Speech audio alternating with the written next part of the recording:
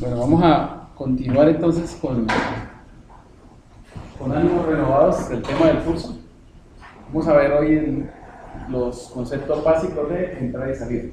¿Listo? Ya hemos hablado mucho de entrada y salida, ¿sí o no? ¿Sí? ¿O no? Claro. ¿Cómo? Ya, ahí quedó registrada su asistencia. Ahí está.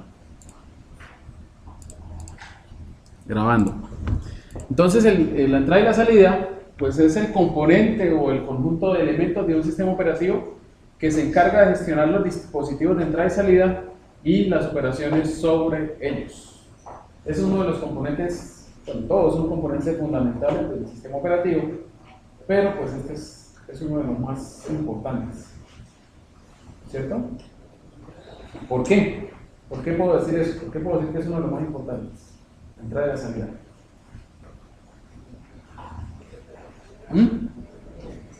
Es la forma de interactuar con el usuario. Es la forma de interactuar con el usuario, de ingresar datos del sistema y de sacar datos del sistema, ¿cierto? Entonces la entrada y salida busca ofrecer una interfaz estándar para el acceso a los dispositivos de entrada y salida por parte del sistema operativo y de los procesos, ¿sí? Entonces la idea es que este conjunto de elementos o este componente del sistema operativo debe tratar de ocultar toda la complejidad que existe a nivel de los dispositivos de hardware y ofrecer una interfaz común de acceso para los dispositivos. Ejemplo claro, la llamada en C, la llamada FOP. ¿Sí o no? Ustedes con FOP, y dependiendo de las capacidades del sistema operativo, pueden abrir un archivo que se encuentre en un disco, ¿cierto? En una memoria USB, ¿sí? En un CD, en la memoria, incluso, cuando vimos lo de memoria compartida, ¿se acuerdan? Utilizábamos algo parecido. Y uno siempre hace FOP con una estructura similar. Y ya el software de entrada y salida tiene que encargarse de manejar internamente las particularidades del dispositivo al que estamos hablando. ¿Listo? Bueno. Lo que vamos a hablar hoy es básicamente los componentes más importantes de hardware de entrada y salida, las interfaces de entrada y la salida y algunos ejemplos básicos. Bien. Entonces, la entrada y la salida está asociada con el tipo de sistema computacional que tenemos nosotros. Aquí vamos a hablar de el hardware de entrada y la salida para sistemas compatibles con Intel, por decirlo así. Sí, o sea, para sistemas Intel, AMD, etc. Estos sistemas manejan una aproximación en la cual se tiene lo siguiente. Se tiene la CPU que integra en las últimas generaciones de computadores, integra elementos que antes estaban por fuera, como por ejemplo el caché, ¿cierto? Sí, entonces ya en lo que se llama la CPU está pues el procesador en sí mismo, y eso incluye también, por ejemplo, la memoria caché, ¿listo? Y otros dispositivos. Existe un controlador primario de memoria que se le conoce como North Bridge, porque está pues, norte arriba, sur abajo, entonces está más cerca a la CPU. Y en ese controlador pues se maneja básicamente lo que es, bueno, en algunos sistemas aquí se maneja el caché también, pero el caché se está migrando hacia la CPU. Entonces, en este North Bridge, por medio de un bus dedicado de memoria, se tienen conectados los slots de memoria. Usualmente, ¿cuántos slots de memoria tiene un sistema computacional? ¿Tiene uno o dos? Dos, ¿cierto? ¿Sí? Y cuando a uno le vende un computador, pues a uno le dicen no, le vende un computador que tiene en este momento una capacidad de 4 GB y se la puede aumentar hasta 8. ¿Sí? O 1 GB y se lo puede aumentar hasta 2 para computadores de más baja, por decirlo así, de más baja gama. Pues eso depende de la configuración de estos slots de memoria. Por ejemplo, cuando a uno le venden un computador con 4 GB de RAM, generalmente lo que pasa es que esos traen 2 chips de memoria, cada uno de 2 GB, ¿cierto? Si uno quiere duplicar la memoria, o sea, no tener 4 gigas, sino tener 8, ¿qué tendría que hacer? Pues botar esos o venderlos en Mercado Libre y comprar 2 de 4. ¿Sí? Hay computadores que por su configuración no soportan más de 2 gigas o de 4 gigas.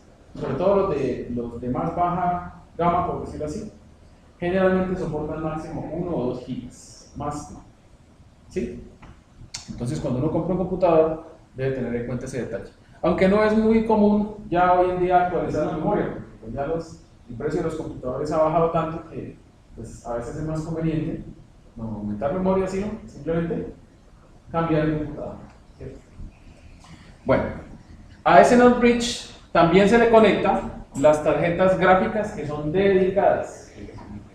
¿Sí? ¿Estamos? ¿Listo? Entonces, si ustedes tienen una tarjeta gráfica dedicada, está conectada a ese controlador de memoria por medio de un bus específico dedicado, pues que depende de la tecnología de la memoria, de la tarjeta de memoria, que puede ser AGP o puede ser PCI Express. Hay otro bus interno que une el South Bridge con el North Bridge y es el que permite la comunicación hacia arriba de los dispositivos. Aquí no aparece ningún dispositivo como tal, sino aparece la arquitectura básica del sistema. El South Bridge, este de acá, sí es el que se encarga propiamente de manejar los dispositivos de entrada y salida que conocemos como periféricos, que se conectan a la board del computador. ¿Listo? ¿Estamos? Las arquitecturas actuales o algunas arquitecturas también compatibles con Intel, pero móviles, cambian esta arquitectura base y, por ejemplo, fusionan el North Bridge con el South Bridge, ¿cierto? O el North Bridge no aparece y la CPU tiene un bus dedicado para la tarjeta gráfica del proveedor de memoria. Eso hay que mirar la especificación correspondiente al sistema computacional que estemos hablando. Entonces, a esto, no lo señalé en la diapositiva, pero a esto se le conoce como el chipset. No sé si han escuchado esa palabra. ¿Sí? Entonces, básicamente es, como su nombre lo indica, es el conjunto de ¿qué? ¿El conjunto de qué? ¿Ser? El conjunto. Pues el conjunto de chips que permiten la operación de un sistema computacional junto con la CPU. Porque la CPU solita pues puede hacer muchas cosas, pero pues sin memoria ni sin dispositivos periféricos no se puede interactuar con ella, ¿cierto? ¿Sí estamos? Bien. Digamos que esta es una visión muy general, muy abstracta de lo que es el hardware de entrada y la salida. Vamos a detallarla un poquitico más. Entonces, en las arquitecturas Intel, y ya así yéndonos un poquito más hacia las arquitecturas de computadores normales, como conocemos, bien sea de escritorio o portátiles, en el South Bridge se tienen dos elementos muy importantes que se llaman los PIC, que quieren decir controlador programable de interrupciones. ¿Listo? Entonces, y a ese South Bridge están conectadas diferentes interfaces de hardware. Ahí todavía no he puesto ningún dispositivo de hardware, ninguno. ¿Sí? Ahora sí, a cada una de esos nodos de acá se le puede conectar los dispositivos físicos como tal. ¿Sí? ¿Ok? Entonces, por ejemplo, si nosotros tenemos un disco puede ser construido con tecnologías diferentes. Por ejemplo, tecnología ATA, ¿cierto? Tecnología IDE, pues que el IDE es como el antecesor del ATA. Tecnología Serial ATA, tecnología SCSI. Diferentes tecnologías. Cada una de esas tecnologías o estándares, por decirlo así, deben tener una interfaz para conectarlo al controlador de entrada y la salida. Entonces, por ejemplo, si yo tengo una unidad de CD que es IDE, entonces ahora sí, aquí se conectaría ¿un qué? ¿Un controlador de qué? De disco. ¿Listo? Bien. O podemos tener en la interfaz USB, podemos tener 1, 2 o 3, ¿qué? Puertos USB.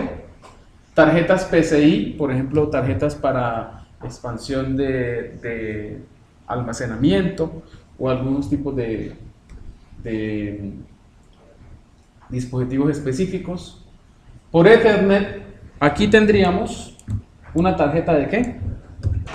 De red. Entonces, cada uno de los dispositivos de entrada y salida se conecta al sistema por medio de una interfaz de estos. ¿De cuál? Pues depende del tipo de dispositivo. ¿Sí? ¿Estamos? Por ejemplo, un dispositivo, un teclado USB, ¿por qué interfaz se conecta? ¿Por cuál? Por USB. Bueno, aparte de eso, no la dibujé tampoco, pero hay unas digamos, también las llaman así. Algunos dispositivos que manejan son unas interfaces que son heredadas, o sea, que no, o integradas más bien, que no tienen una interfaz física que uno lo pueda conectar, sino que ya vienen integrados dentro del mismo chipset. Por ejemplo, las tarjetas de sonido, ¿sí? O por ejemplo, los teclados que ya vienen integrados con por ejemplo, los computadores portátiles, el teclado ya viene integrado, ¿sí? Uno no lo conecta por USB, aunque puede, si quiere, conectar otro teclado por USB. ¿Sí está claro? O por ejemplo el puerto serial, o por ejemplo el puerto, una conexión HDMI o cualquier otro tipo de conexión. ¿Listo? ¿Estamos? Bien. Listo. La arquitectura Intel pues, tiene una particularidad, y es que en esa arquitectura existen dos PIC,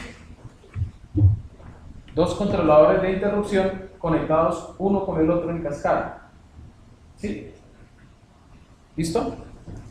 Eso nos da lugar a que tengamos como máximo, ojo con esto, a que tengamos como máximo 16 interfaces diferentes. No estoy diciendo 16 dispositivos, no, estoy diciendo 16 ¿qué? Interfaces diferentes. Porque a una interfaz uno puede conectar muchos dispositivos. Por ejemplo, a un puerto USB uno le puede poner un hub USB y conectar 8 dispositivos USB. Pero todos esos dispositivos al final entran por la misma interfaz USB al sistema. ¿Sí está claro la diferencia entre dispositivo e interfaz? Todos los dispositivos se conectan al sistema por medio de una ¿qué? Interfaz, que depende de la especificación del dispositivo. ¿Sí? ¿Estamos? ¿Sí está claro? ¿Está ahí? Bueno, listo, entonces volvemos. A su vez, ese South Bridge se conecta con el North Bridge y se conecta con la CPU. Ah, bueno, se me olvidaba mencionarlo también. El controlador, cuando a uno le venden un computador que dice que tiene la tarjeta integrada, no es una tarjeta aparte, por ejemplo, no es una NVIDIA GeForce, no, sino que dice gráficos integrados de Intel, por ejemplo. ¿Sí han escuchado? Sí, por ejemplo, este computador tiene una tarjeta integrada de Intel. No quiere decir que sea mejor o peor, pues para un uso normal. Ya para un uso de pronto muy específico, como juegos, a los que les gustan los juegos, o diseño, etc., sí sería recomendable tener una tarjeta dedicada, la cual estaría conectada no al South Bridge, sino aquí. ¿Sí? Entonces, esta es la tarjeta gráfica integrada. Bueno. Entonces, seguimos hablando de los PIC. Como su nombre lo indica, ellos son controladores programables de interrupción. Que sean programables quiere decir que se pueden ¿qué? Programar, o sea que su comportamiento se puede modificar en cierto grado. Ya lo vamos a ver en los ejemplos. ¿Listo? Bueno, ahora sí hablemos de los dispositivos a nivel general. Seguimos hablando a nivel general, que es lo importante de esto, que se entienda el concepto general. Porque estudiar cada dispositivo pues puede tomar mucho tiempo. Entonces ya dijimos, todo dispositivo se conecta por medio de una ¿qué? Interfaz al bus del sistema. ¿Listo? ¿Cuál interfaz? Pues depende del dispositivo. Pero lo que sí podemos decir de los dispositivos es que estos dispositivos tienen dos elementos que son claramente diferenciables, que son el controlador de dispositivo y el componente físico del dispositivo. ¿Sí? Aquí tengo que hacer una aclaración, que tal vez antes ya lo había hecho. La palabra controlador que utilizamos en español en realidad es una mala traducción del inglés. ¿Sí? Existen varios términos ahí que no hay que confundir. Vamos a ver.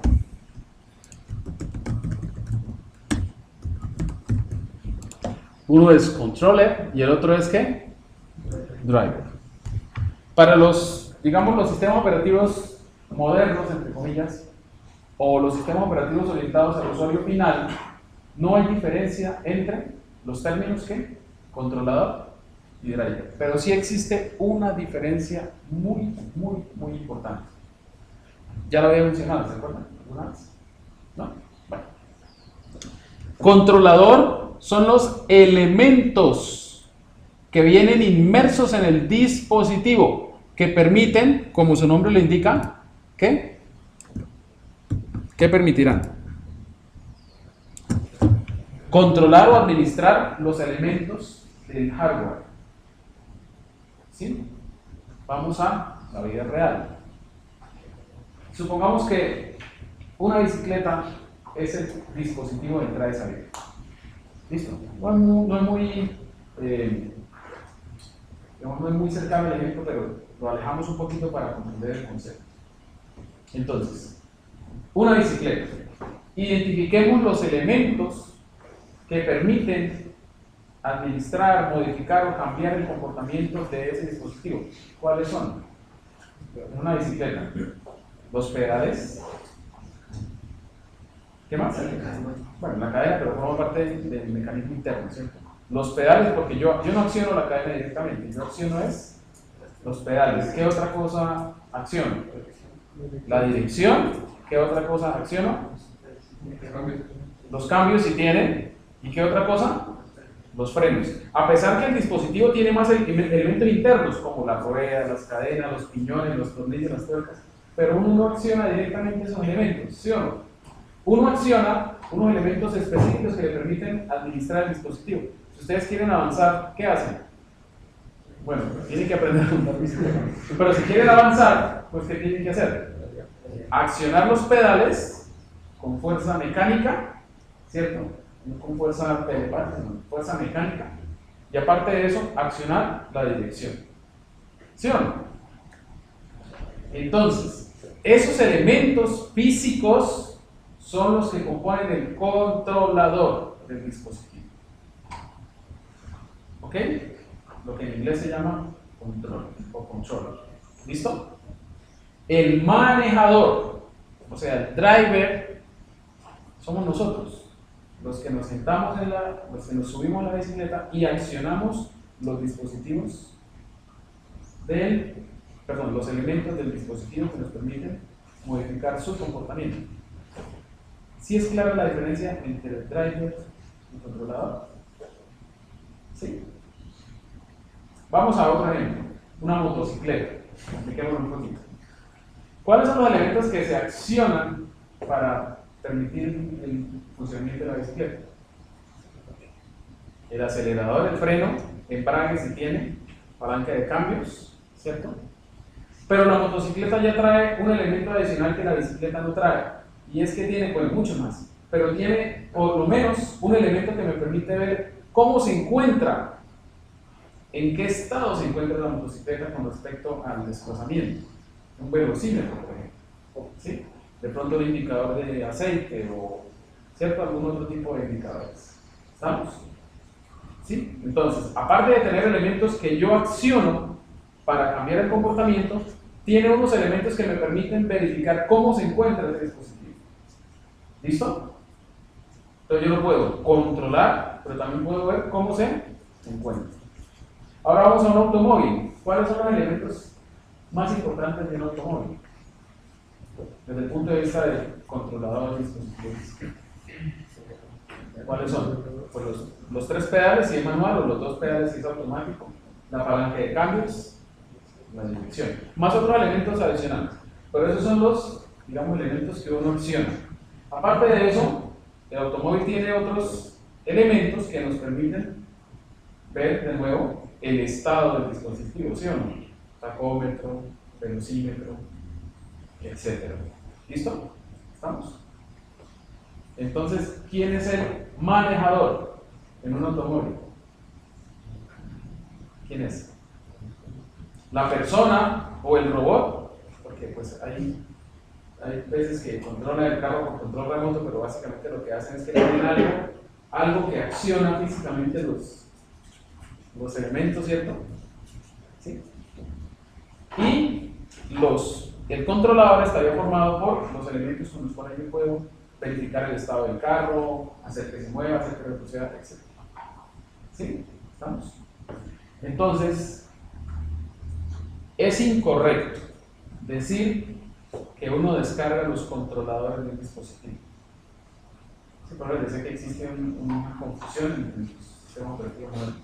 ¿Qué es lo que a uno le dice? Cuando uno conecta un dispositivo que de pronto, o tiene un dispositivo que no está configurado, cuando instala un sistema operativo, ¿qué es lo que dice el sistema? ¿Que va a descargar qué?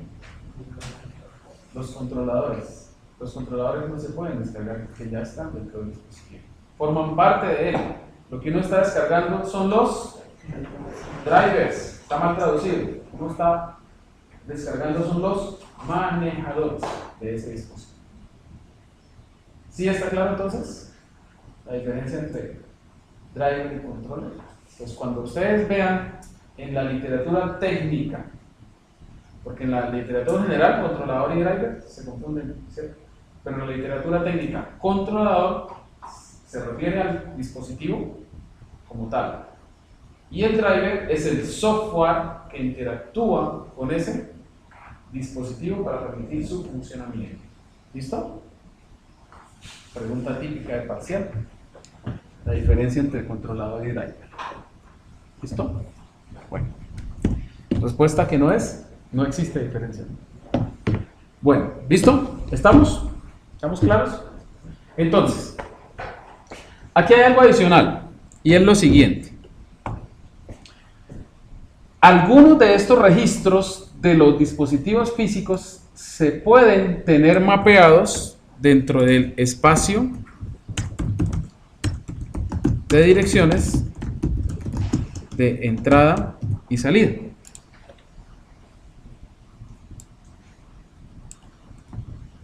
Entonces,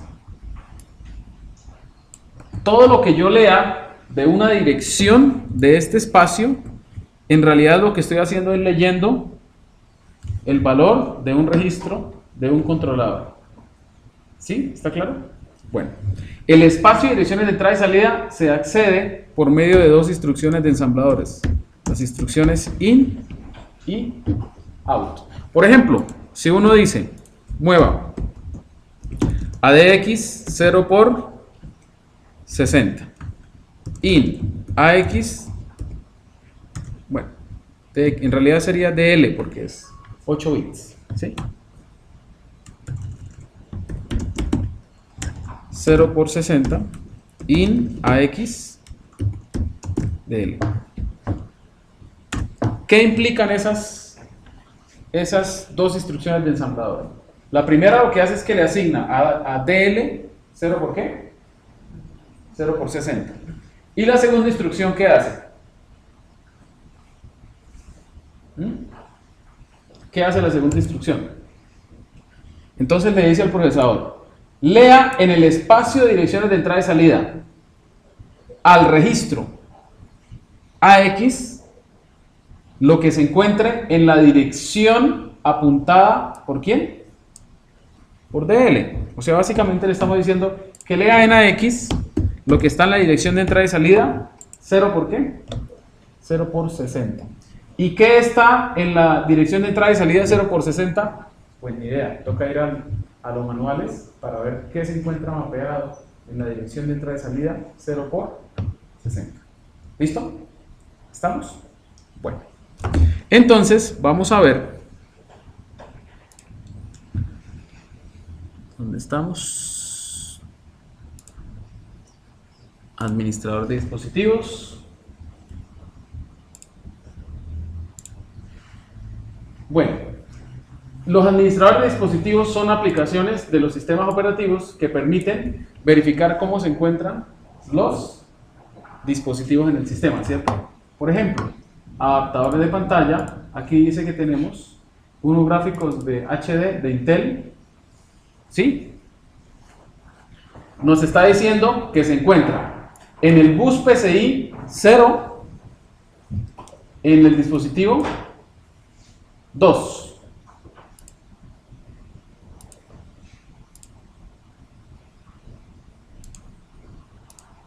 Y tiene, vamos a ver, tiene algunos otros elementos asociados. Voy a ver dónde estamos. Toda esta información la obtiene el dispositivo. Recursos, aquí.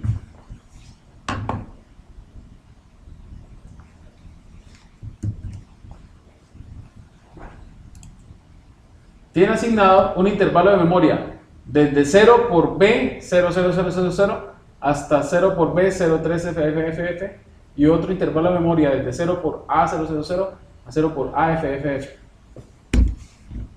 Vamos a ver uno más sencillo. El teclado.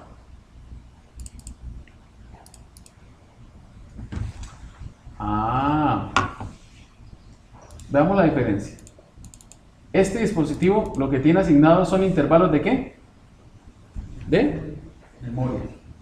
Ustedes recuerdan que cuando vimos la parte de gestión de memoria, la información que Group retornaba, había zonas de memoria que estaban reservadas, que no estaban disponibles. Bueno, entonces por ejemplo ahí tenemos una región de memoria que no se encuentra ¿qué?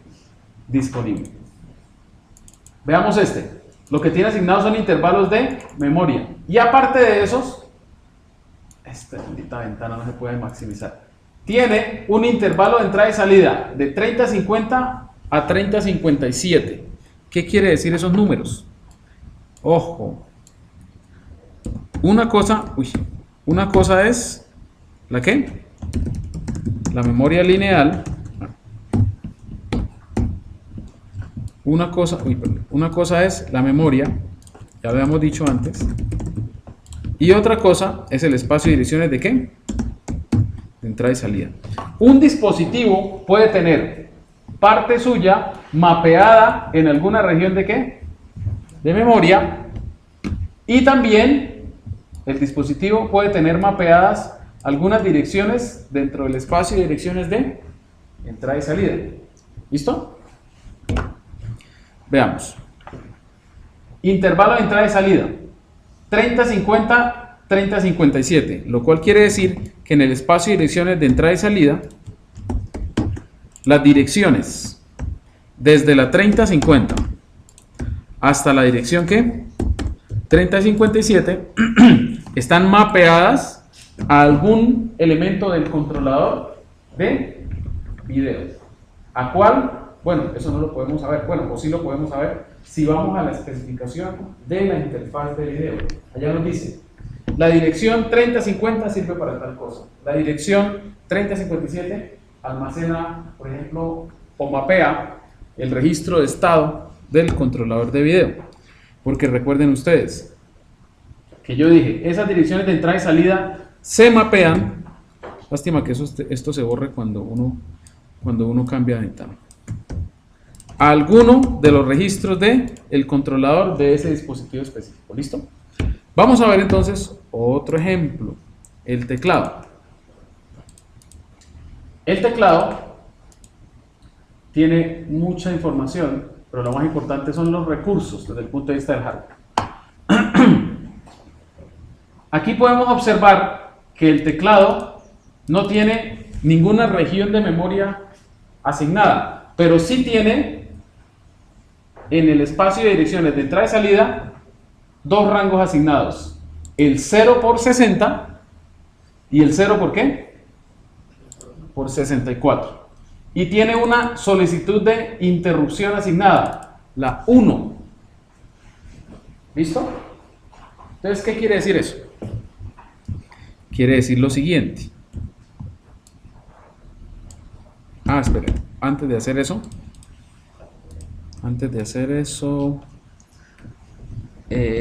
¿dónde estamos?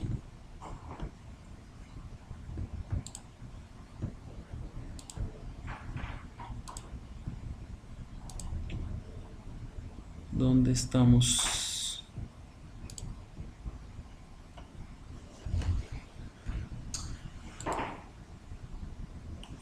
¿Dónde estamos? Y del hardware. Él está conectado a una interfaz que se llama ACopy en la posición PNP 0 por 303. ¿Dónde podemos ver otra cosa? Ruta de acceso, aquí. Esta es otra de las que había puesto, USB, IDE, ATA. Entonces, la copia es una interfaz que engloba a muchas otras interfaces. Y es la aproximación, digamos, actual de la arquitectura interna. Vamos a hacer una búsqueda rápida para que ustedes vean de qué se trata el cuento. Listo, vamos a la unidad de disco. Antes de seguir con el ejemplo. Tiene un disco Hitachi,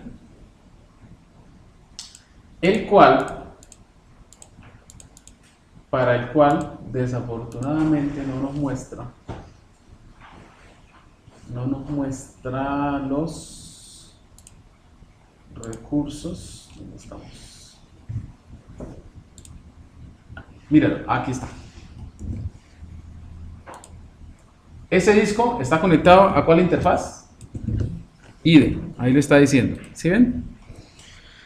En el bus se encuentra la posición 0. O sea, es el primer dispositivo conectado a esa interfaz. ¿Qué otra cosa podemos ver? Bueno, fecha de ensamblado. Fue ensamblado en 2006, a pesar que este computador lo compré en el 2010. Interesante, ¿sí o no? Y ahí encuentra uno bastante información que, pues, digamos que no interesa a nivel de uso, pero sí interesa a nivel es IDE. El puerto, por ejemplo, un puerto virtual COM, porque este señor no tiene por ningún lado puerto físico COM, pero sí tiene un puerto virtual para compatibilidad con software que necesitan el puerto COM. En este caso se necesita porque para este celular, a pesar que se conecta por USB, él emula una interfaz de tipo COM, de tipo serial. Monitores, modems, etcétera, dispositivos de sonido, etcétera. Volvamos al teclado, que es el que me interesa. Recordemos entonces que tiene unos intervalos de ¿qué? De entrada y salida. Entonces, si la red me ayuda, bueno, igual no la necesitamos, pero sería más interesante en internet. Bueno, igual lo podemos encontrar, no hay problema. El teclado, y aparte de eso, aquí en la documentación del Help PC podemos ver, por ejemplo, las especificaciones de los elementos, por ejemplo, del controlador de teclado. Bien, entonces miren los registros que tiene, perdón, los espacios de direcciones que tiene asignado el teclado: 0 por 60, 0 por 64. Esos corresponden, el 64, si yo lo leo, es el registro de estado y es el registro de estado. Si yo lo escribo es el registro de comandos. El 60 es el registro de salida, si lo leo, y si lo escribo es el registro de datos. Entonces ahí es donde toma sentido un poquito esta gráfica. ¿Sí? Entonces, lo que uno escriba en la dirección de memoria 0 por 60 va a ir a un registro del controlador de ¿qué? De teclado. La parte de componente físico, pues los dispositivos de entrada y salida se implementan de diferentes formas. Por ejemplo, un disco puede utilizar tecnología electromecánica, ¿sí? O puede utilizar tecnología óptica, o puede utilizar tecnología flash, ¿sí? Díganme ustedes a qué tipo de disco me estaba refiriendo en ese orden. ¿Cuáles son los discos que utilizan tecnología electromecánica? Pues los discos normales, ¿cierto? Que todos conocemos, que básicamente un disco está formado por un conjunto de bandejitas, ¿cierto? Sobre los cuales va un brazo y una cabeza y se escriben o se leen de forma magnética. Pero el funcionamiento del disco es mecánico, él rota, él gira, con un motorcito. ¿Listo? Bien. Después dije discos, ¿cuáles? Ópticos. Por ejemplo, tengo un ejemplo de disco óptico. Los CDs, los DVDs y ahora los Blu-ray, ¿cierto? Ahora denme un ejemplo de un disco con tecnología flash. No, esas son memorias, que también manejan tecnología flash, pero estoy hablando de discos con tecnología flash. Ya se están poniendo de moda. No. Sí, señor, los discos de estado sólido. ¿Sí? Entonces, todos pueden ser discos, pero al final, cómo se implementa físicamente el almacenamiento ya depende del dispositivo como tal. ¿Listo? ¿Sí está claro? Sin embargo, yo en un disco, así sea óptico, mecánico, electromecánico, o sea, con tecnología flash, yo puedo leer y escribir utilizando las mismas primitivas de lectura y escritura. ¿Sí o no? ¿Estamos? Bien. Bueno, listo. Interfaz de entrada y salida. ¿Cómo se realiza o cómo se hace la entrada y la salida? Básicamente existen tres aproximaciones para hacer la entrada y la salida. Que en algunos dispositivos actuales no se utilizan de forma pura la una a la otra, sino que se mezclan entre ellas. ¿Listo? Bueno. Entonces existen tres interfaces o tres aproximaciones para hacer la entrada y la salida. La primera es entrada y salida programada, la segunda por interrupciones y la tercera es utilizando DMA. Vamos a hablar de la primera, entrada y salida programada.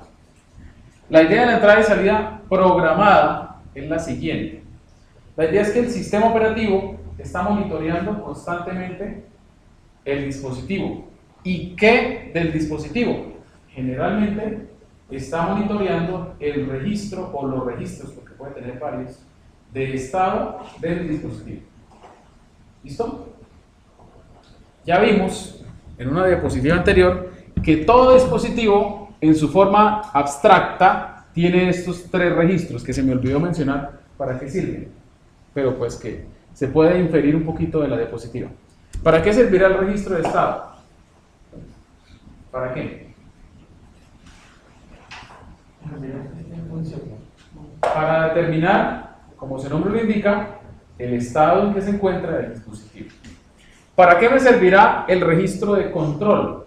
O los registros de control, porque puede tener varios. Un dispositivo. ¿Para qué se me servirán? Para dar órdenes al dispositivo. ¿Sí? ¿Y para qué me servirá el registro o los registros de datos? ¿Para qué me servirán? Pues para leer o escribir, porque de eso se trata, entrada, salida. ¿Sí o no? ¿Estamos? ¿Sí? Bueno. Volvamos al ejemplo de la motocicleta. A ver. ¿Cuáles serían los registros que estaban en una motocicleta? Por ejemplo, botoncito que me dice si está prendido o apagado, un LED, ¿cierto? ¿Qué otro? La velocidad de pronto, ¿cierto? ¿Qué otro? Los kilómetros recorridos, por ejemplo. Todo eso, ¿cierto? Bueno. En los dispositivos de hardware, básicamente esos registros no se leen como una unidad independiente, sino que el significado del estado del dispositivo se da es por el valor de los bits independientes de de ese registro de estado. ¿Sí estamos?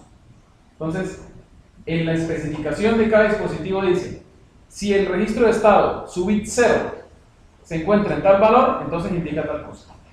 Si su bit 1 se encuentra en 0 o en 1, eso indica tal cosa. ¿Listo? ¿Estamos? Bien. El registro de control también funciona de la misma forma. Es un registro con un número de bits. Todo registro tiene un número de bits, ¿sí o no? Por ejemplo, los registros de los procesadores, ¿cuántos bits tienen? 32 o 64, ¿sí o no? Los registros de los controladores generalmente tienen 8 o 16 bits. Esos 8 o 16 bits para el control también se toman de forma independiente. ¿Listo? Entonces, si yo coloco en 1 o en 0 el primer bit del registro de control, estoy dando una orden. Pero si yo lo acompaño de un 1 por allá en el bit 3, estoy diciendo otra cosa diferente. ¿Sí estamos? ¿Está claro? Bueno. Listo. Entonces, en la entrada y salida programada funciona más o menos de la siguiente forma. El sistema monitorea de forma continua los dispositivos buscando un cambio en su estado. Es decir, que el sistema, por medio de un ciclo o de una iteración, lee el registro de estado del dispositivo que quiere monitorear y pregunta cómo se encuentra. Pues eso depende del dispositivo, ¿sí o no? Por ejemplo, si estoy hablando de un disco o de un teclado, por ejemplo, en un teclado a uno le puede interesar si se ha pulsado una tecla o no, ¿cierto? Entonces, en alguno de esos bits, cuando se pulsa una tecla, ¿cierto? En alguno de esos bits del registro, cuando se pulsa una tecla, alguno de ellos se activa. Entonces el sistema operativo estaría preguntando en todo momento cómo se encuentra ese bit específico del registro. Lo lee y pregunta, ¿ese bit está en 0? Sí, entonces quiere decir que todavía, por ejemplo, no hay una tecla presionada. Y sigue preguntando, ¿está en 0? Sí, ¿está en 0? ¿Está en 0? Cuando el usuario presiona una tecla, ese bit específico cambia de ¿qué? A 1. Y entonces el sistema tomará cierta acción. ¿Está claro? Fíjense que eso es un ciclo. Es como cuando yo les pregunto a ustedes, ¿está claro? ¿Entendieron? ¿Sí? Yo estoy tratando de ver su registro de estado, porque yo no me puedo meter en su cabeza para ver si están entendiendo. ¿Cierto? Entonces yo les pregunto, ¿entendieron? No. ¿Sí? ¿Estamos? ¿Está claro? ¿Entendieron? Su registro de estado en el de aprender está en 1 entonces. Bueno. El dispositivo informa que algo ha ocurrido cambiando su estado, es decir, cambiando uno o varios de los bits de su registro de estado. ¿Listo? Una vez que ha hecho eso, entonces el sistema, dependiendo de la lógica de programación, puede leer o escribir en sus registros de datos del dispositivo. ¿Sí? Por ejemplo, si estamos hablando del teclado, entonces el teclado es un dispositivo de entrada o de salida.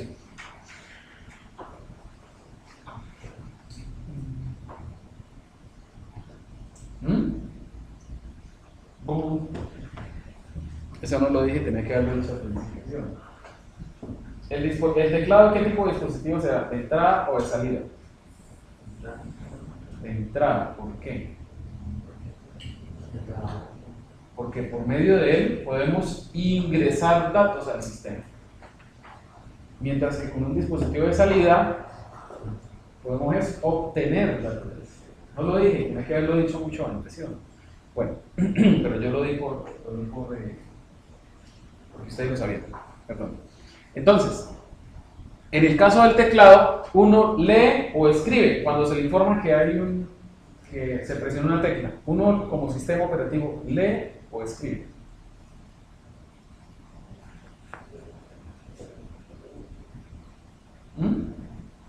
¿En dónde se encontrará ese dato de la tecla presionada?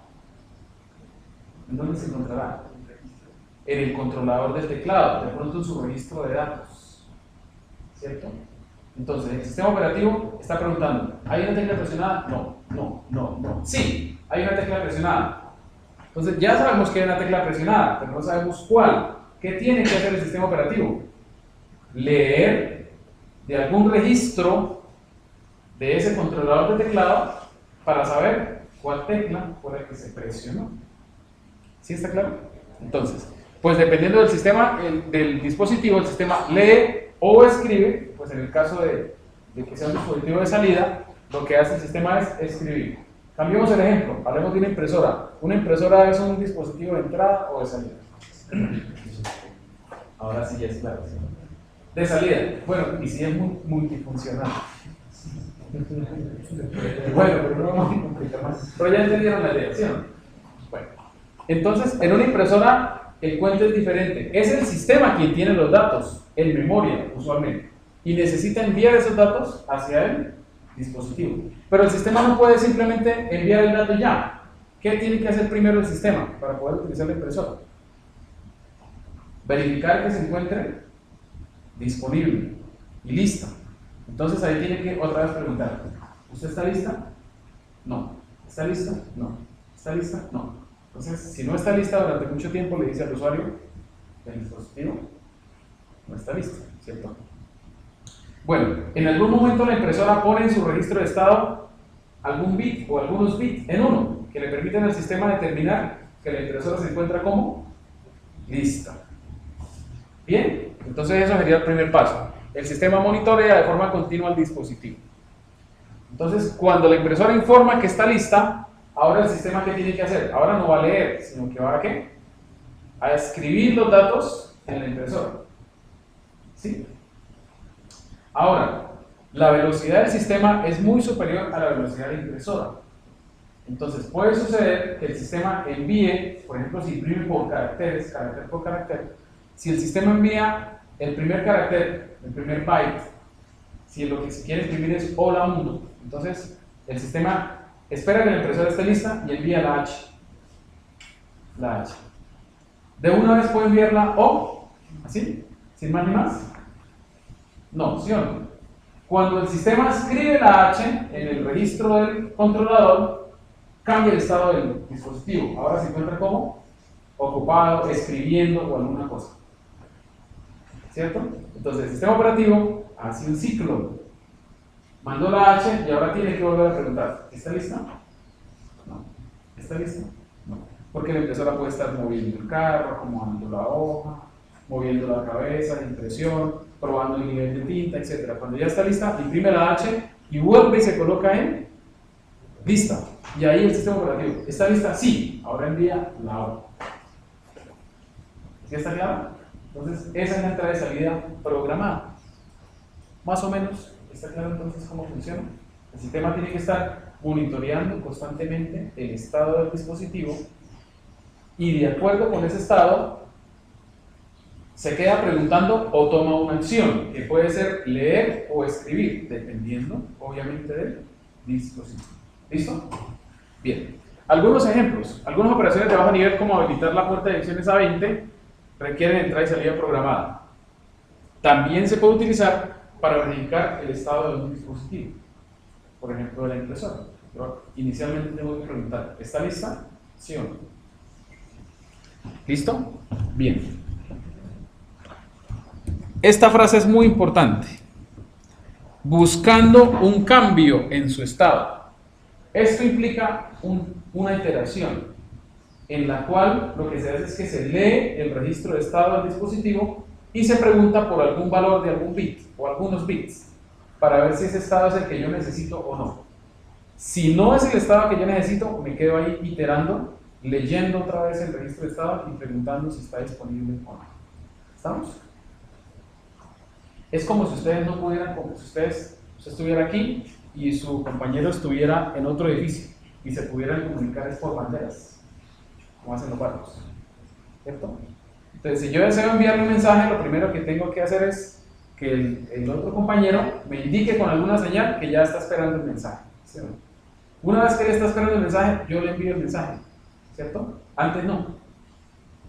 Y cuando yo le envío el mensaje, tengo que esperar a que él me diga si recibió o no el mensaje. O sea, esa comunicación de larga distancia que para nosotros es tan trivial, también está sucediendo a corta distancia dentro del sistema. En todo momento. Se mira el estado, se leen o escriben datos, ¿cierto? Y se vuelve a leer el estado, se leen o escriben datos. Eso se da en todo nivel de entrada y de salida. Otro ejemplo, la comunicación por red, ¿sí o no? Yo necesito enviar ciertos datos de un sistema a otro. Primero tengo que verificar que el dispositivo de red se encuentre disponible. Una vez que he verificado esa parte, ahora tengo que verificar que la persona o el sistema que yo quiero comunicar se encuentre también disponible, ¿sí o no? ¿Sí? Bueno, listo. Siguiente, entrada y salida por interrupciones. Esta es un poco más sencilla. Más sencilla. La idea es la siguiente. El sistema operativo fíjense que no está preguntando cómo se encuentra el dispositivo. A él no le interesa. Él está haciendo otras cosas. El procesador lo tiene una tarea, no importa. ¿Sí? Cuando un dispositivo requiere atención, es el dispositivo quien lanza una interrupción. Fíjense que es diferente, porque ya el sistema operativo no tiene que estar preguntando: ¿usted necesita algo? ¿Me quiere enviar algún dato? ¿Cierto? No. Ahora la idea es que el sistema operativo está tranquilo, por allá haciendo sus cosas. La CPU puede estar ocupada por los procesos, y en cualquier momento que un dispositivo necesita atención, lanza una interrupción. ¿Sí? Volvamos al ejemplo del teclado. Entonces, en este caso, para leer una tecla, yo no hago nada. Yo simplemente me quedo ahí, tranquilo, esperando. Por ejemplo, con una espera activa. ¿Sí? O haciendo otra cosa. Cuando el usuario presiona una tecla, entonces, en ese momento, eso es una señal eléctrica que viaja por la interfaz que nosotros vimos y va directamente al PIC. Ocurre una interrupción. Entonces, ahora la tarea de quién es.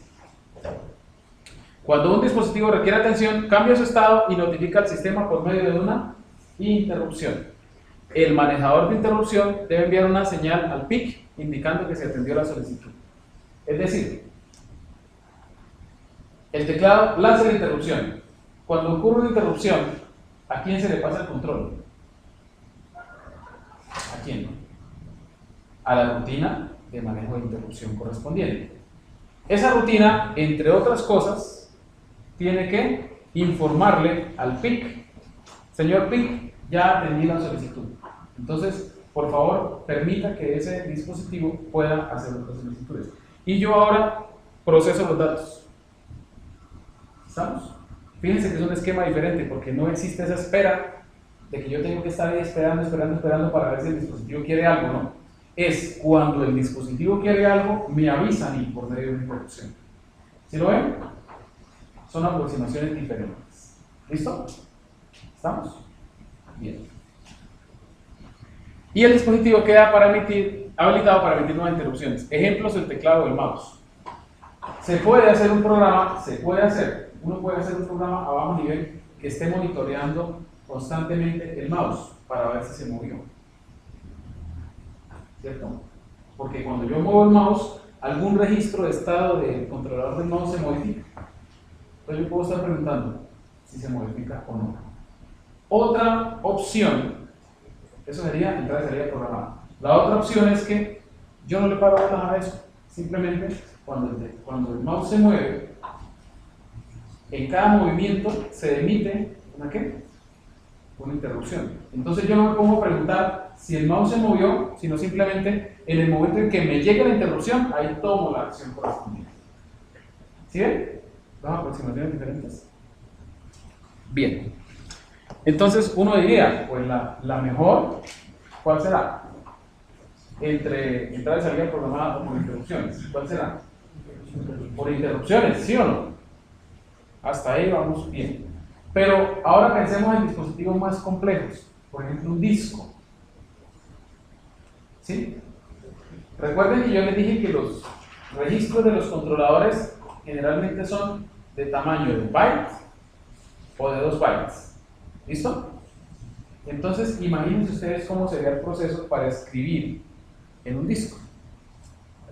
¿Yo qué tendría que hacer? Primero, verificar que el disco se encuentre como disponible.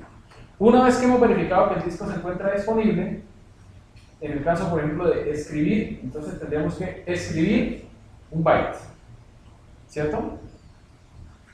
Cuando ya he escrito ese byte, si utilizo entrada y salida programada, pues tendré que volver a esperar a que el disco se encuentre ¿qué? Disponible.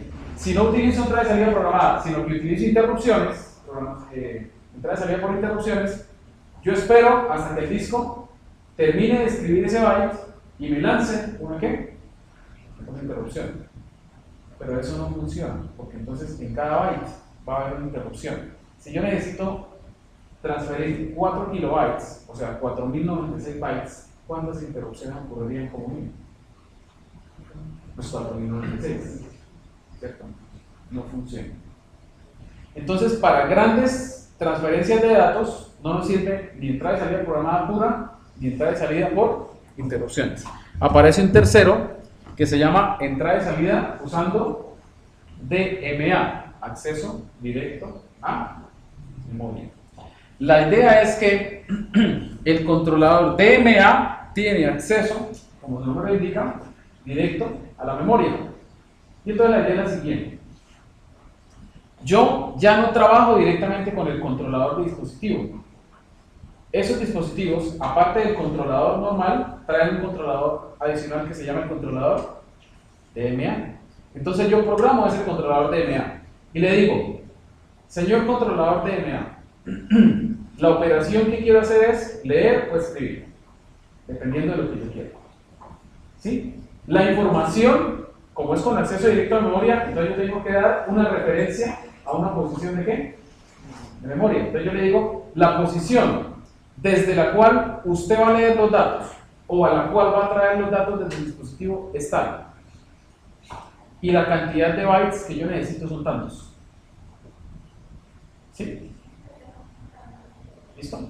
Yo programo el controlador DMA y él se encarga de interactuar con el controlador físico del dispositivo, con el controlador normal del dispositivo, y solo cuando ha terminado me lanza la interrupción. O sea que si yo quiero transferir 4096 bytes utilizando un controlador DMA, ¿cuántas interrupciones ocurren? Una sola. ¿Sí la ven? ¿Señor? El video. Ah, listo. Entonces, ejemplo de eso, los discos. Vamos a parar este video. Entonces, esos son las tres interfaces básicas para realizar entrada y salida. Entrada y salida programada por interrupciones o utilizando ¿qué? DMA. Vamos a ver unos algoritmos básicos que propone Tannenbaum para esas tres aproximaciones. Entonces, Tannenbaum propone lo siguiente.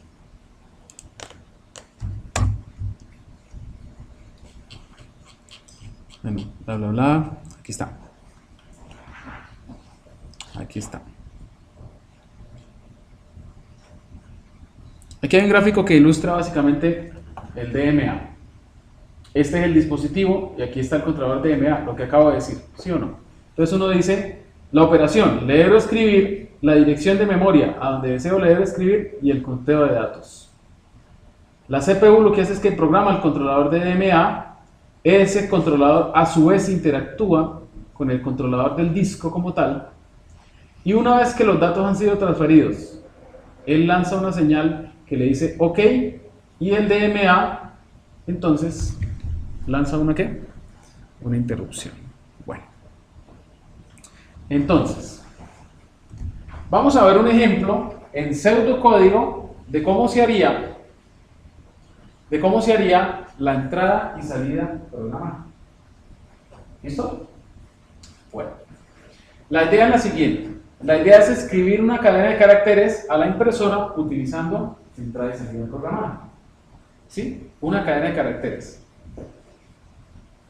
Pues para imprimir una cadena de caracteres se puede hacer de muchas formas. Una forma sencilla es que a uno le pasen la dirección de memoria que desea imprimir y el número de bytes que desea imprimir. ¿Sí o no? Algo como esto.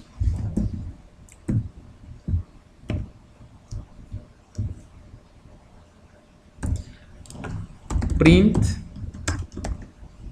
char asterisco. ¿Qué pasó? Char asterisco uf, coma, int count, que es más o menos lo que dice Tannenbaum. ¿Sí? ¿Qué nos está pasando como parámetro? Un apuntador, una cadena y el número de bytes que deseamos imprimir. Se podría, ojo, este ejemplo podría ser diferente. Se podría solamente con una cadena, suponiendo que el final de la cadena es nulo. Entonces la iteración sería mientras el apuntador de la cadena sea diferente de ¿qué? De nulo. Bueno, en el caso de Tannenbaum,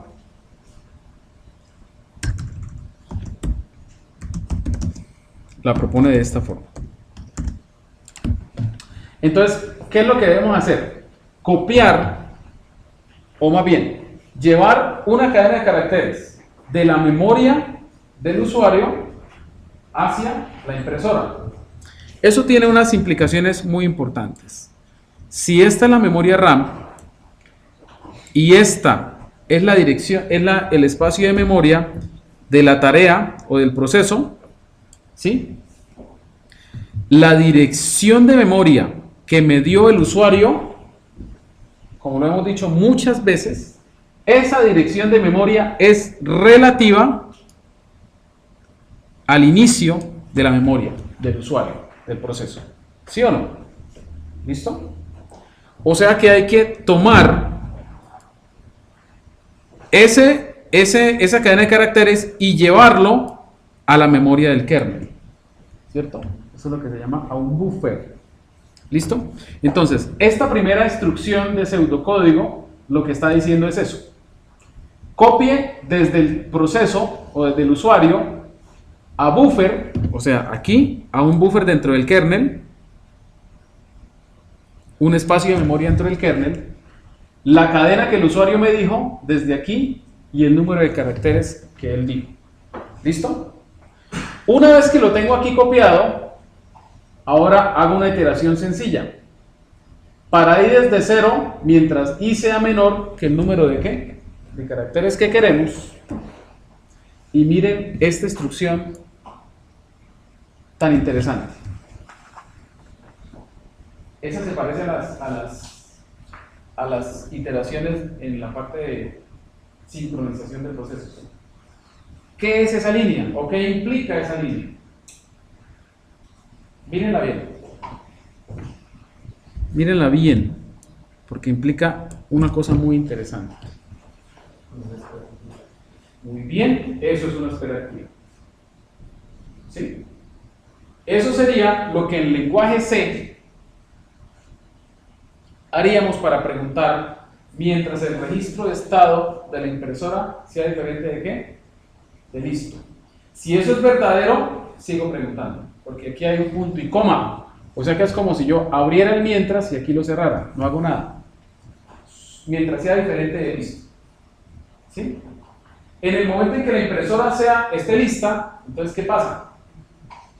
Pues el registro de estado se va a encontrar listo. ¿Listo es diferente de listo?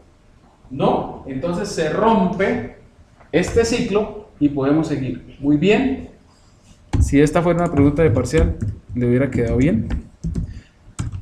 Recuerden, en la entrada y salida programada, generalmente quedan ciclos.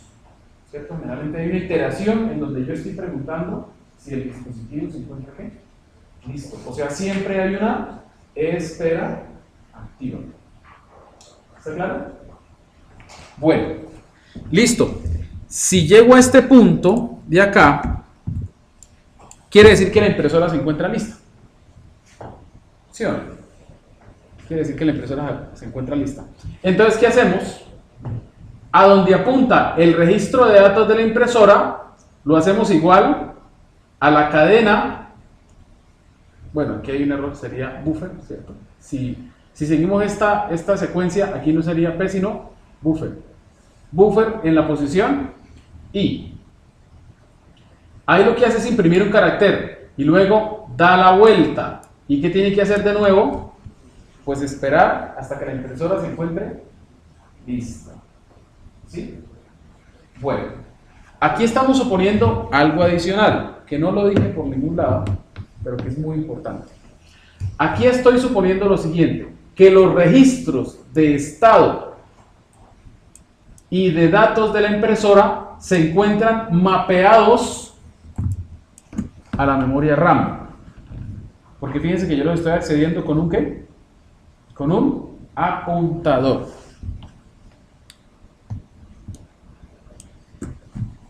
Esto, sí, los registros de estado de la impresora y de datos no están en el espacio de memoria RAM, sino en el espacio de memoria de entrada y salida, implicaría algo como esto.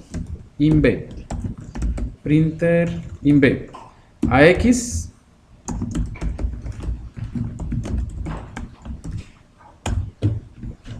¿cierto?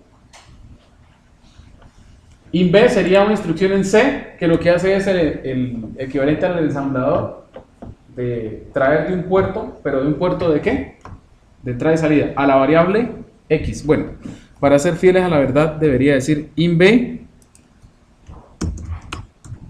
ampersand X, ¿cierto? Porque lo estoy modificando. Bueno, ahí no sale el ampersand, pero iría ampersand X. ¿Listo? Y luego la pregunta sería, mientras X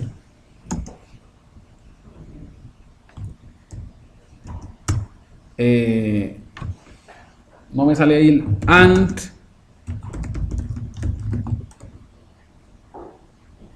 sea diferente de 0. ¿Sí? ¿Listo? Y aquí sería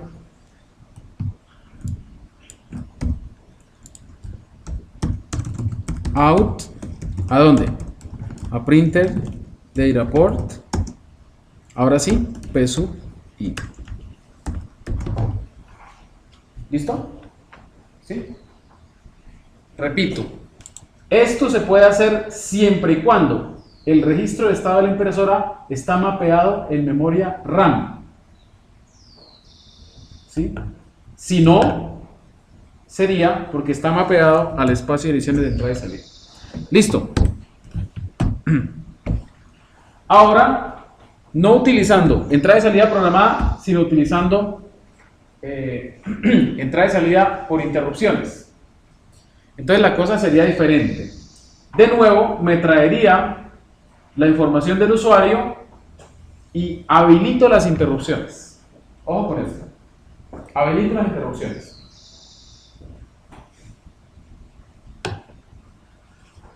Ahora, de todas maneras, si ustedes se fijan, de todas maneras voy a tener que hacer, ¿qué es eso? Una espera activa inicial para ver si el dispositivo está listo o no. ¿Sí?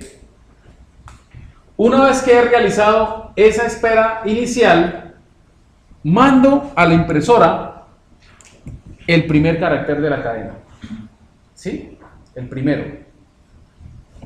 Y simplemente llamo al planificador para que le dé a la CPU alguna tarea o haga algo, o le dé a la CPU al proceso inactivo del sistema. ¿Sí? Listo. Cuando la impresora termina, ella va a lanzar, de imprimir ese carácter, ella va a lanzar una interrupción. Entonces, dentro de la rutina de manejo de interrupción iría un código más o menos como este. Si contador es 0, es porque ya terminamos. En el caso contrario, envío el siguiente carácter, decremento el número de caracteres que me faltan e incremento el apuntador dentro de la cadena. ¿Sí? Le digo al PIC, recuerden que yo tengo que informarle al PIC que ya atendí la interrupción para que el dispositivo pueda lanzar una nueva interrupción y retorno de la interrupción. ¿A dónde se retorna? Pues a lo que estaba haciendo, no importa qué estaba haciendo. ¿Sí ven? Entonces lo interesante. Yo me pongo a hacer otra cosa, como lo decía antes, conceptualmente. Yo me pongo a hacer otra cosa. Cuando el dispositivo termina, lanza una interrupción. Entonces yo dentro del manejador de interrupción, en este caso, lo que hago es que a la impresora le envío el siguiente carácter y descuento uno, porque ya mandé uno más. ¿Sí o no?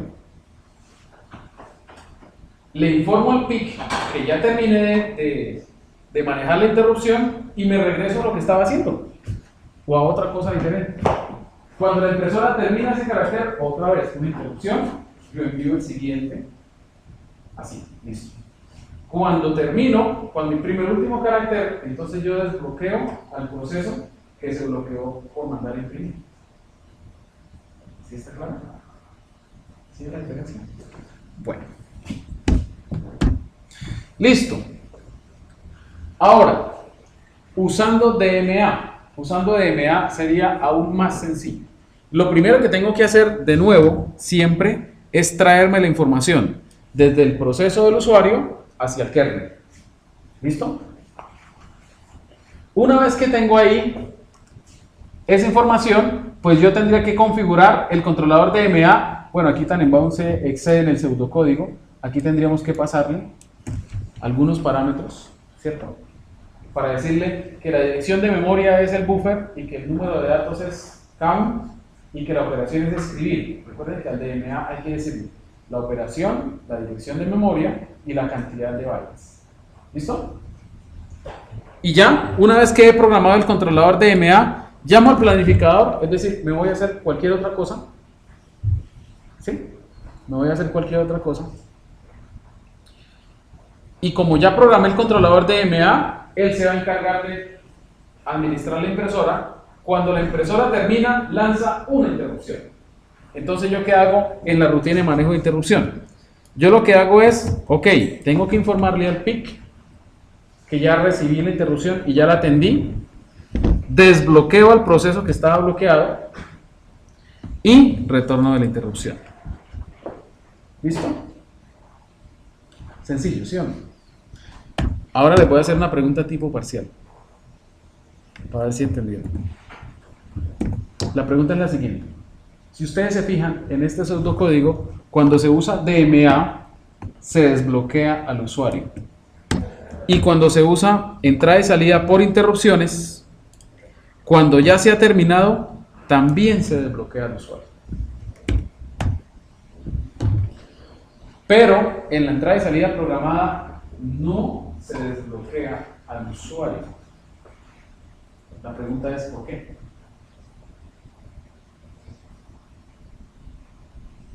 El que manda las instrucciones, de cómo hace programadamente el sistema.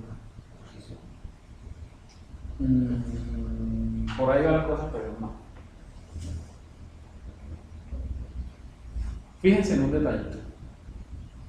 En la entrada y salida programada es el sistema el que está interactuando directamente con el dispositivo para enviar, en este caso, byte por byte. ¿Sí? Mientras él está haciendo eso, no le da la CPU al usuario. ¿Se lo pillan? Mientras que cuando se hace entrada y salida por interrupciones o entrada y salida por DMA, el sistema puede, por medio del planificador, pasarle el control a cualquier proceso. ¿Sí? Pero recuerden que el planificador solo opera sobre los procesos que se encuentren en estado ¿de qué? De listo. Es decir, que aquí no lo dice Tannenbaum, pero lo supone, que cuando el proceso invoca esta función para imprimir, él automáticamente deja de estar en ejecución y pasa a bloqueado. ¿Qué es lo que siempre hemos dicho? Cuando un proceso hace una llamada al sistema, ¿cómo queda el proceso? ¿Cómo queda? Bloqueado. ¿Y cómo? Otra vez, ojo. Y como solo se le da la CPU a los procesos que se encuentren en estado de listos, entonces ese proceso que está bloqueado, ¿qué pasa con él? Pues no va a recibir la CPU. Se le puede dar la CPU a otros procesos. Entonces miren lo interesante. El sistema primero no se bloquea cuando estamos haciendo por interrupciones o por DMA. El sistema no se bloquea. Le puede repartir la CPU a otros procesos mientras el dispositivo termina de hacer sus cosas. ¿Sí? Y puede ejecutar N procesos más. Mientras que en el entrada y salida programada, el sistema se queda ahí. Le envié un byte. ¿Ya está listo para enviar el siguiente? No. Yo me quedo ahí esperando. ¿Sí lo ven? ¿Sí ven la diferencia? En este caso, el sistema no podría hacer nada más hasta que no termine de imprimir todo. Mientras que en este caso, el sistema le puede dar la CPU, en estos dos casos, a otras tareas, mientras el dispositivo, que es mucho más lento que el procesador, termine. ¿Sí lo ven? ¿Sí está claro entonces? ¿Por qué no se desbloquea al usuario? Porque en este caso no es el usuario el que se bloquea, es el sistema el que se queda aquí, entre comillas, bloqueado hasta que termina todo.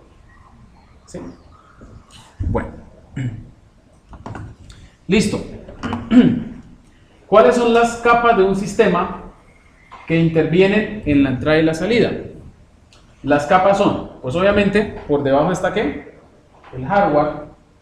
Como vimos, uno de los componentes más importantes son ¿los qué? Manejadores de interrupción. Claro, porque cuando los dispositivos terminan algo o quieren algo, ¿ellos qué hacen? Emiten interrupciones. Entonces es importante tener eso programado. Por encima de los manejadores de interrupción están ¿los qué? Los manejadores de dispositivo. Ellos son los que contienen la lógica para manejar el dispositivo específico. Por eso cuando uno instala un hardware, tiene que instalar, ya lo hemos dicho, no un controlador, eso es una palabra incorrecta, sino tiene que instalar ¿un qué? Un manejador. Generalmente, el manejador de interrupción invoca al manejador del dispositivo. ¿Sí? En otras palabras, el sistema está ahí tranquilo. ¿Sí? El teclado emite una interrupción. Entonces el sistema, recuerden que él tiene configuradas todas las entradas de la IDT para todas las interrupciones posibles. Entonces él dice, la interrupción que me llegó fue la número tal. Esa le corresponde al teclado. Pero él de pronto no va a contener toda la lógica para manejar los teclados, sino que él simplemente lo que hace es que le pasa ese mensaje ¿a quién? Al siguiente, al que sí conoce de teclados. ¿Sí? No, el sistema está haciendo otra cosa, por allá. Y un disco interrumpió. Entonces, de nuevo, esa interrupción le llega al manejador de interrupción, pero él no tiene por qué saber toda la lógica de todos los discos. ¿Él qué hace? Él invoca al manejador, en este caso ¿de qué? De discos. Y así funciona todo el juego. ¿Listo? Por encima de esos manejadores está el software independiente de dispositivo del sistema operativo, que es el que permite hacer cosas como el fopen. Ustedes dicen fopen, pero puede ser sobre un disquete, un disco, una unidad de CD, lo que sea. ¿Sí o no? Entonces, dependiendo del dispositivo, yo ofrezco una interfaz hacia arriba y hacia abajo yo invoco, obviamente, al manejador correspondiente. Si ese fopen se va a hacer sobre un disquete, entonces pues yo tengo que invocar ¿a quién? ¿A quién? Al manejador del disquete. Si ese fopen se hace sobre un disco, yo tengo que hacer o invocar ¿a quién? Al manejador del disco.